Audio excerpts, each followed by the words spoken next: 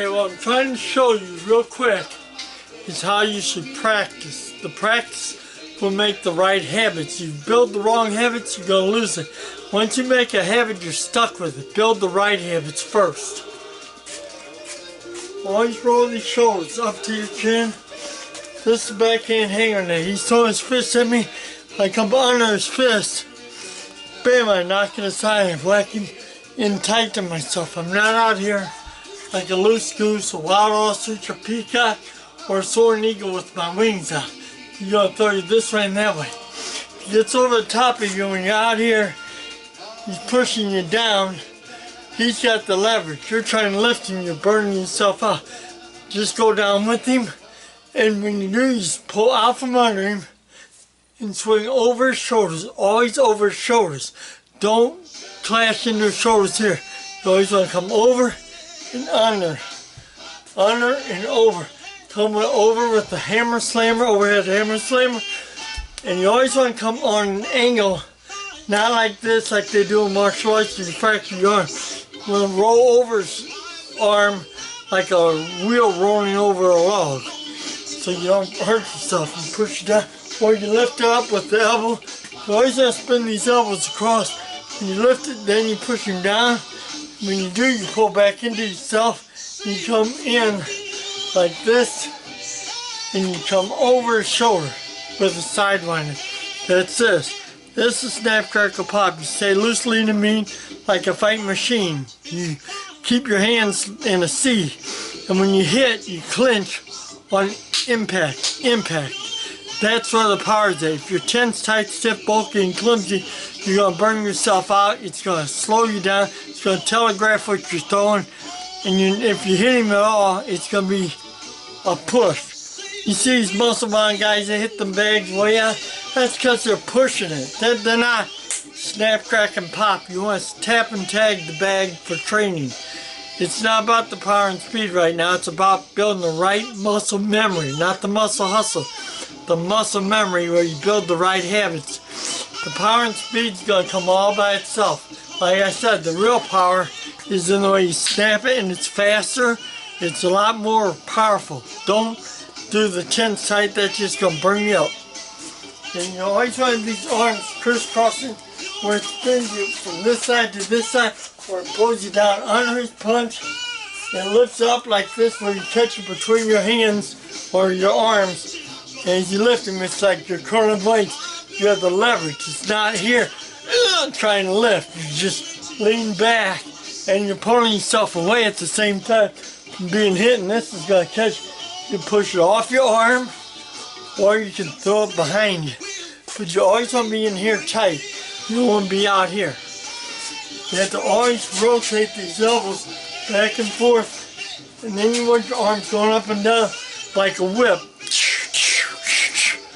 That way when you hit them, it'll bounce back and then you come in. Bounce back. And then you pull in or you come over his hand like this, and you're throwing out this way and this way. So when you do this, you come back into yourself, come over your shoulder and with the side run, step back, and you always want the same foot in front with the same hand. Left hand with the left foot, right foot with the right hand. You always shuffle back and forth. As you pull back, this hand's behind with this leg, this hand's behind with this leg, this leg, arms in front with this leg, this arm's in front.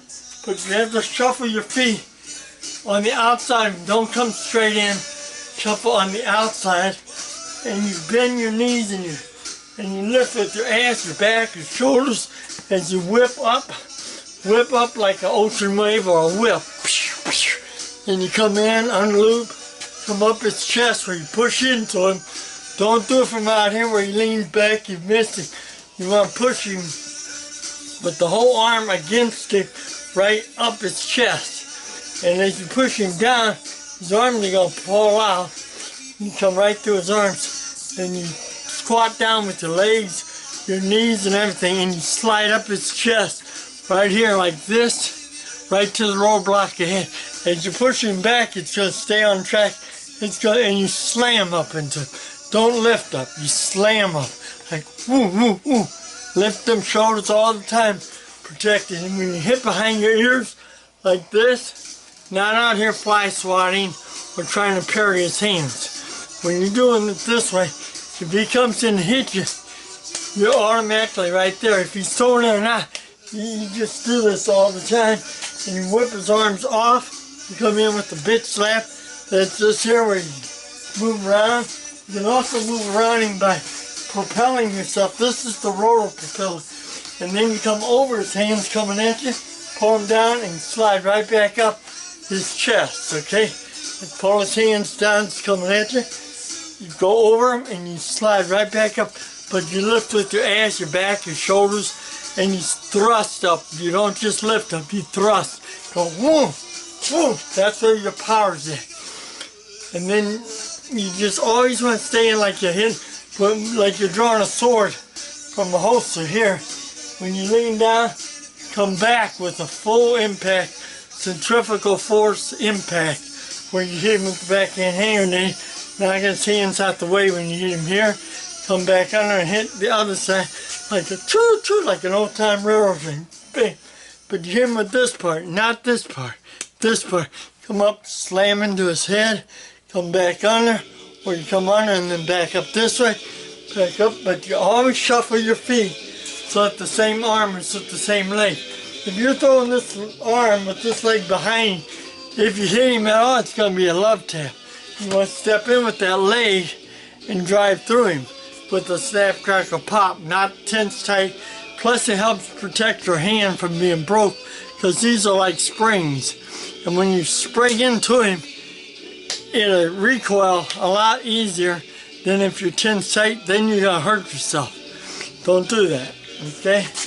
But you always want these arms doing this, grabbing him at the waist here, and then you push this way and pull with both hands.